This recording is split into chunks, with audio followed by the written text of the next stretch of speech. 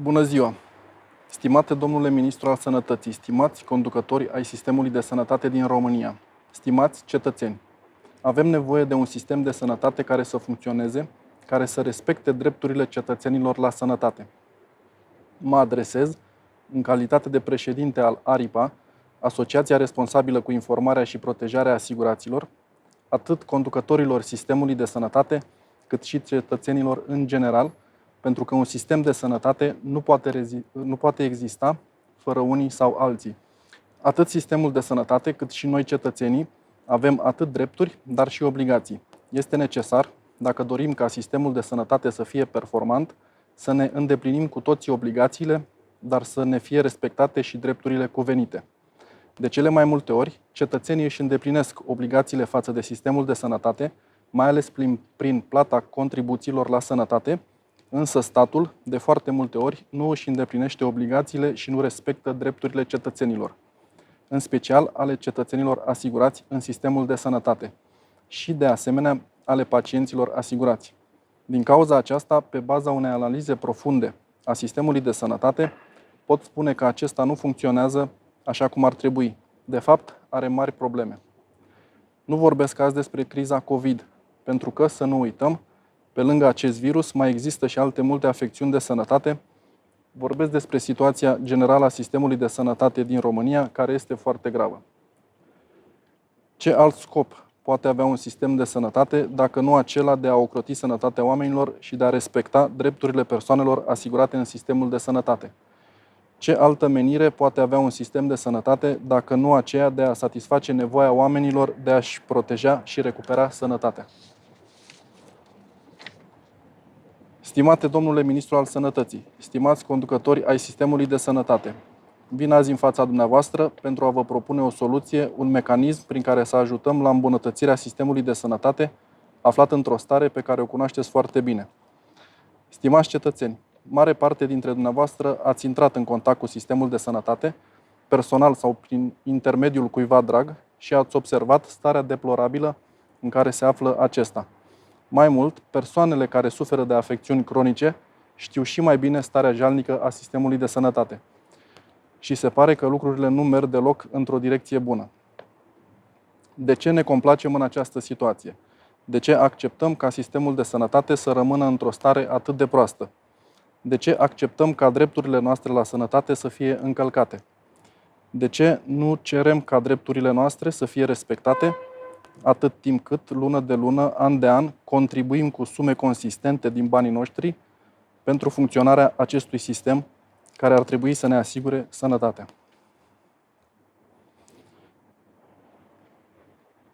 În primul rând, ca cetățeni asigurați, nu suntem informați corect și eficient legat de drepturile noastre la sănătate și astfel nu ne cunoaștem drepturile, de aceea nu ne dăm seama cât de des acestea ne sunt încălcate. Foarte posibil, unele dintre drepturile la sănătate ne sunt încălcate chiar în acest moment în care priviți acest video. Iar celor care ar trebui să ne respecte drepturile, posibil că le convine această situație. Astfel, noi, cetățenii, devenim prizonierii acestui sistem de sănătate pe care, culmea, tot noi îl finanțăm. Așa ceva nu este normal și această situație trebuie să înceteze. Stimate domnule ministru, stimați conducători ai sistemului de sănătate, vreau să vă aduc la cunoștință că sunt foarte multe persoane care nu sunt informate cu privire la drepturile și obligațiile pe care le au în legătură cu sistemul de sănătate. Sunt foarte multe persoane care nu beneficiază de servicii medicale în scop profilactic de prevenire a bolilor, cu toate că ar avea acest drept. Sunt foarte multe persoane care nu reușesc să-și facă analizele necesare la timp, pentru că li se spune că s-au terminat fondurile. Credeți că sănătatea poate aștepta până luna viitoare? Unii sunt nevoiți să plătească suplimentar din buzunarul lor analize și investigații de care ar trebui să beneficieze gratuit. Sunt foarte multe persoane care spun că nu își găsesc medicamentele de care au nevoie, lipsa lor putându-le fi fatală. Vi se pare normal așa ceva? Sunt foarte multe medicamente la care oamenii au acces foarte greu sau deloc. Sunt multe persoane care spun că nu pot beneficia de serviciile medicale de care ar trebui să beneficieze, în calitate de asigurați în sistemul de sănătate. Unii sunt nevoiți să plătească suplimentar pentru servicii medicale de care ar trebui să beneficieze fără contribuție personală conform legii. Spitalele orășenești și municipale sunt slab dotate și într-o stare gravă. De asemenea, spitalele județene sunt greu accesibile pentru marea majoritate a oamenilor și nici acolo nu sunt tratați corespunzător. Sunt multe persoane care nu beneficiază de dispozitive medicale necesare, cu toate că ar avea acest drept, dispozitivele medicale îmbunătățindu-le starea de sănătate sau chiar prelungindu-le sau salvându-le viața. Vi se pare normal așa ceva? Sunt multe persoane care nu se pot deplasa din cauza problemelor de sănătate, dar care nu beneficiază de servicii medicale la domiciliu pentru că drepturile lor nu sunt respectate. De ce condamnați aceste persoane la moarte când ar avea poate șansa să se însănătoșească? Sunt multe persoane care nu pot beneficia de servicii medicale de urgență atât de necesare în situații critice, pe când alții își permit și li se permite să fraudeze sistemul de sănătate beneficiind de servicii medicale necuvenite prin sistemul de urgență. De ce permiteți acest lucru? De ce nu vă asigurați că regulile sunt respectate? Sunt multe persoane care spun că au fost nevoite să-și cumpere din banii proprii medicamente și diverse echipamente medicale pe timpul internării în spital, dar și pe parcursul tratamentului, neștiind că acestea pot fi decontate ulterior. Dreptul la ocrotirea sănătății este un drept consfințit prin articolul 34 din Constituția României. Pentru a putea ocroti ceva, acel ceva trebuie să existe. Implicit, pentru a ocroti sănătatea, aceasta trebuie să existe. Cei mai mulți dintre cetățeni sunt sănătoși. Ce face statul pentru a le ocroti sănătatea? Ce face statul pentru a le reda sănătatea celor bolnavi? Cum ajută sistemul de sănătate cetățenii pentru a-și păstra sănătatea? Ce face sistemul pentru prevenirea îmbolnăvirilor? Din păcate, tot ceea ce vedem este că sistemul de sănătate așteaptă ca oamenii să se îmbolnăvească și să se prezinte la ușa cabinetului medical, a laboratorului, a spitalului sau sunt plimbați pe la diferite ghișee pentru a-și căuta singuri tratarea și vindecarea. Mai mult, statul susține prin inacțiune factorii care duc la îmbolnăvire și probleme de sănătate. Sănătatea nu înseamnă doar tratarea bolilor, nu înseamnă doar spitale. Sănătatea înseamnă tot ceea ce ne înconjoară. Tot ceea ce este în jurul nostru ne poate afecta sănătatea. Mediul înconjurător, poluarea, alimentația, stresul și multe altele. Ce face statul pentru a ne proteja de toți acești factori care ne pot afecta sănătatea în mod negativ? Cum ajută sistemul de sănătate cetățenii să beneficieze de serviciile medicale la care au dreptul ca asigurați, când aceștia nu sunt nici măcar informați despre aceste servicii la care au dreptul? Cum își pot alege cetățenii asigurați furnizorii de servicii medicale, conform litera aliniatul 2, articolul 230 din legea 95/2006, când cetățenii nici nu știu ce servicii oferă spitalele și în ce condiții sunt oferite? Cum își pot manifesta cetățenii dreptul de a beneficia la servicii profilactice de prevenție și depistare precoce a bolilor, conform litera F și G, alineatul 2, articolul 230 din legea 95/2006, în condițiile în care aceștia nu știu care sunt aceste servicii și nimeni nu îi informează? Ce mecanism de motivare pentru prevenirea bolilor oferă sistemul de sănătate pentru cetățeni? Cine oferă copiilor și adulților educație pentru prevenirea bolilor? Cum pot beneficia cetățenii asigurați de unele servicii stomatologice în mod gratuit, conform litera J, alineatul 2, articolul 230 din legea 95/2006, când ei nu știu care sunt acestea și de cele mai multe ori sunt nevoiți să meargă să plătească suplimentar pentru aceste servicii, sau de alte multe ori, din lipsa banilor, ajung să aibă probleme din ce în ce mai grave cu dinții și de aici alte probleme de sănătate.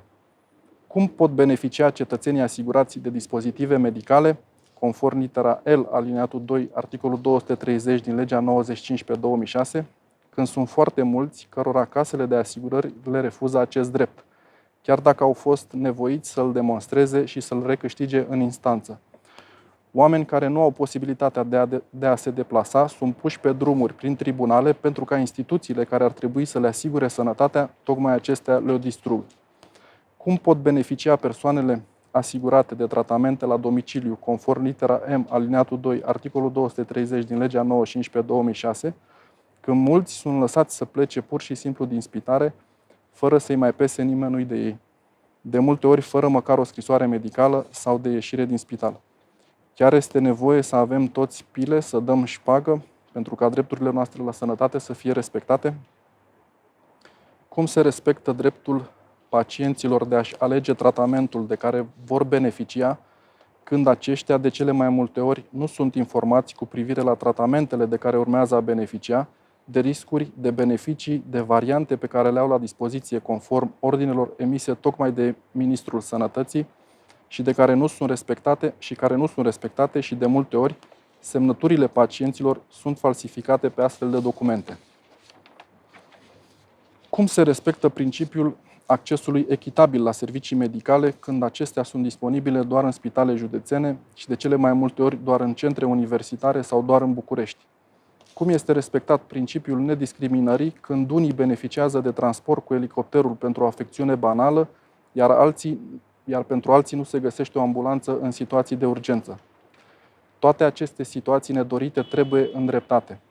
Dreptul la ocrotirea sănătății trebuie respectat pentru fiecare cetățean, în fiecare loc, în fiecare secundă. Domnule Ministru al Sănătății, demonstrați că nu sunteți doar o marionetă trecătoare, așa cum a fost cel dinaintea dumneavoastră și cea dinaintea dumnealui și tot așa. Demonstrați că vă pasă cu adevărat de sănătatea cetățenilor care contribuie din greu pentru ca acest sistem de sănătate să existe și să funcționeze. Demonstrați că sunteți interesat ca banii românilor să fie folosiți cu adevărat pentru respectarea drepturilor la sănătate, pentru ocrotirea sănătății și nu pentru șpăgi, interese meschine și alte furăciuni. Nu vin azi să vă critic neapărat pe dumneavoastră, pentru starea jalnică a sistemului de sănătate. Știu că acesta a fost degradat, distrus, corupt în ultimii zeci de ani, pas cu pas, spital cu spital, cabinet cu cabinet, laborator cu laborator, cadru sanitar cu cadru sanitar, medic cu medic, instituție cu instituție. Vin să vă spun că este momentul să facem ceva pentru ca această situație să se îndrepte. Vin să vă întind o mână, mâna celor peste 17 milioane de cetățeni asigurați în sistemul de sănătate care au nevoie de acesta. Mâna celor peste 6 milioane de cetățeni care contribuie lună de lună, an de an, pentru ca acest sistem să fie performant și să fie o bază pentru ei, pentru ocrotirea și asigurarea sănătății lor și a celor dragi. În acest sens, ARIPA, Asociația responsabilă cu informarea și protejarea asiguraților, vă punem la dispoziție un mecanism de monitorizare a respectării drepturilor asiguraților în sistemul de sănătate, mecanism pe care l-am numit sugestiv Garda de Sănătate. Acesta este un mecanism pe care l-am gândit și dezvoltat în timp, bazat pe o analiză profundă a sistemului de sănătate, un mecanism care trebuie să funcționeze și va funcționa independent de orice interese, doar în interesul respectării drepturilor asiguraților, în interesul dreptului la sănătate al oamenilor. Vă solicităm azi să implementați acest mecanism în toate instituțiile sanitare și care au atribuții în respectarea drepturilor asiguraților în sistemul de sănătate. Cu siguranță, împreună putem îmbunătăți acest mecanism în timp. Stimate domnule Ministru al Sănătății, stimați conducători ai sistemului de sănătate, dacă vă pasă cu adevărat, veți depune toate eforturile pentru ca mecanismul propus, Garda de Sănătate, acest mecanism de monitorizare a respectării drepturilor asiguraților în sistemul de sănătate, să fie implementat în fiecare unitate sanitară, în fiecare spital, în fiecare clinică, în fiecare cabinet, în fiecare instituție care are, prin activitatea desfășurată, obligația de a respecta drepturile asiguraților în sistemul de sănătate. În caz contrar, veți dovedi că nu vă pasă de sănătatea oamenilor. Nu cere nimeni ca sistemul de sănătate să devină perfect de mâine. Ar fi imposibil. Dar de mâine putem face un pas real în acest sens. Dacă vă pasă cu adevărat de sănătatea oamenilor, arătați asta, domnule Ministru al Sănătății, și implementați Garda de Sănătate în fiecare instituție sanitară și în fiecare instituție care are atribuții în respectarea drepturilor asiguraților. Vă punem la dispoziție acest mecanism cu ajutorul căruia putem da cetățenilor speranța că drepturile lor vor fi respectate, că este cineva acolo care în timp real, atunci când au cu adevărat nevoie, îi ascultă și le preia sesizările, atunci când drepturile le sunt încălcate și face tot ce este posibil ca problemele să fie rezolvate în cel mai scurt timp posibil. Sănătatea nu are timp să aștepte, domnule Ministru al Sănătății. Oamenii mor cu zile în România pentru că drepturile nu le sunt respectate. De asemenea, tot pe această cale fac apel la toți administratorii și managerii de instituții sanitare, publice și private, să implementeze în instituțiile pe care le administrează acest mecanism independent de monitorizare a respectării drepturilor persoanelor asigurate în sistemul de sănătate. Doar așa pot demonstra cetățenilor că le pasă cu adevărat de sănătatea acestora. Am mari speranțe de la mediul privat că va fi receptiv la a implementa garda de sănătate. Știu că acest mediu este mult mai flexibil și este orientat spre calitate și performanță. Urmează o perioadă electorală, cu alegeri. Observăm această luptă, această concurență electorală între diversi candidați care doresc să obțină voturile cetățenilor. Stimați domni, cei care sunteți la putere momentan, dacă vă pasă cu adevărat de sănătatea cetățenilor, ale căror voturi le doriți, implementați de mâine garda de sănătate în instituțiile care au atribuții în respectarea drepturilor asiguraților. Cei care nu sunteți la putere, dar candidați pentru diferite poziții în primării și consilii, locale și județene, dacă vă pasă cu adevărat de sănătatea cetățenilor, ale căror voturi le doriți, includeți în angajamentele dumneavoastră implementarea mecanismului garda de sănătate. Din punctul meu de vedere, orice persoană care are posibilitatea de a implementa garda de sănătate în instituțiile pe care le administrează și nu o face, demonstrează că nu-i pasă de sănătatea cetățenilor. Stimați cetățeni, vă doresc să nu ajungeți să aveți nevoie de medicamente de care să depindă viața dumneavoastră și să fiți în situația de a nu le găsi în farmacii. Vă doresc să nu fiți în situația de a avea nevoie de dispozitive medicale și ele să vă fie refuzate. Vă doresc să nu fiți în situația de a avea nevoie de servicii medicale și să nu puteți beneficia de ele. Vă doresc să nu fiți în situația în care să vă fie falsificate documente cu privire la sănătatea dumneavoastră sau a celor dragi. Însă pentru asta trebuie să vă pese mai mult de drepturile dumneavoastră la sănătate. Este necesar să solicitați ca drepturile dumneavoastră la sănătate să vă fie respectate acum cât încă sunteți sănătoși, cât încă o puteți face. Pentru că atunci când vă veți îmbolnăvi, va fi prea târziu.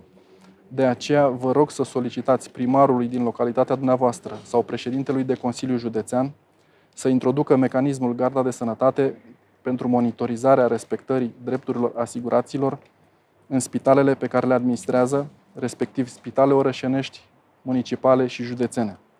Să nu uităm, sănătatea este un domeniu de siguranță națională. Un stat nu poate exista fără populația acestuia. Iar populația poate exista dacă este asigurată sănătatea, altfel dispare. Stimați cetățeni, stimați conducători ai sistemului de sănătate, stimate domnule ministru al sănătății, vă doresc multă sănătate și înțelepciune.